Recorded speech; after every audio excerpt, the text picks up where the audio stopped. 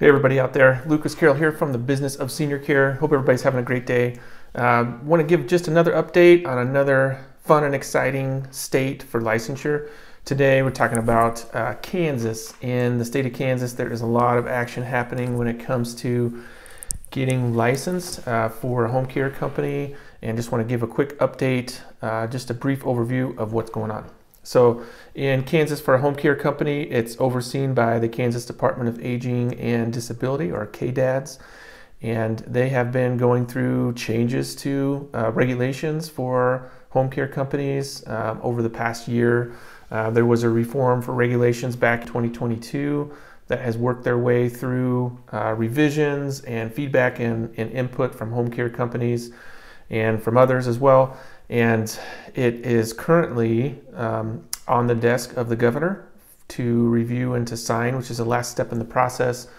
The expectation is that in May, in the month of May sometime, the governor will sign it, which will then implement the 2022 regulations, which does have some impact on home care companies. Right now, what's happening, if you're applying for licensure or if you're operating a home care company, the 2006 regulations are what's in play, and what has been obviously since 2006, but they continue to be until the governor signs that, which should be shortly.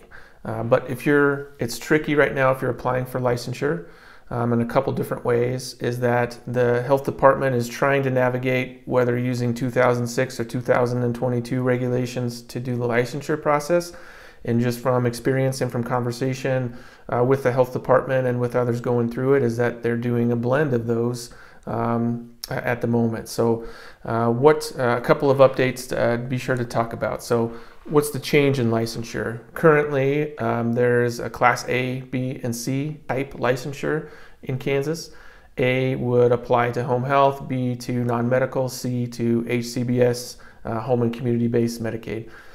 So they're moving away from A, B, and C, and they're going to home health services, supportive care services, and then HCBS services. So moving away from A, B, C to the names for your license type.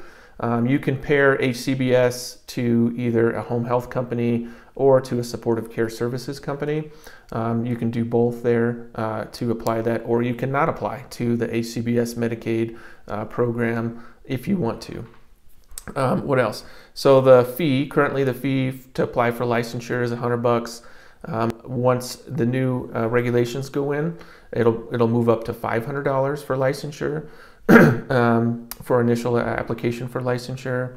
Right now, so the licensing process, right now, because they're anticipating the 2022 updates, they are looking, they issue temporary licenses. So if you apply today for a home care company, a supportive care services company, or really it would be a Class B under the old regulations, all they do is process your application, the required documentation, and then they issue you a license.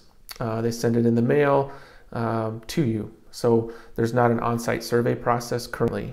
What they have done is backlogged hundreds of home care agencies to do this temporary license. You get a temporary license. It's good for 3 months. It renews for free during this sort of interim period. So you get a 3-month temporary license that renews for free for your agency. They have a backlog of hundreds of temporary licenses that need to be processed and transitioned to a full permanent license.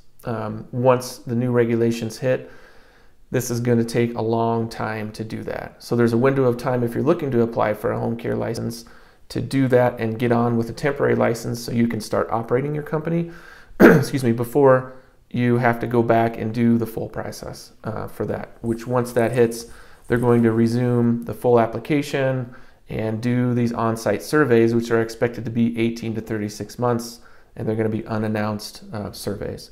So last, I do want to tell you just about some of the changes. So what are some of the important changes from 2006 to 2022? The fee for the application is one. Number two is the qualifications for an administrator. They're going to include some qualifications like an associate's degree and a couple years of experience in some sort of healthcare entity to be able to qualify you to be an administrator or alternate administrator, which is great. And then one of the other ones is the service area. So they're increasing the service area that your license will allow you to go from 100 miles to 200 miles. So these are some important updates. If you need more information specific about the state of Kansas, just please reach out and let's have a conversation.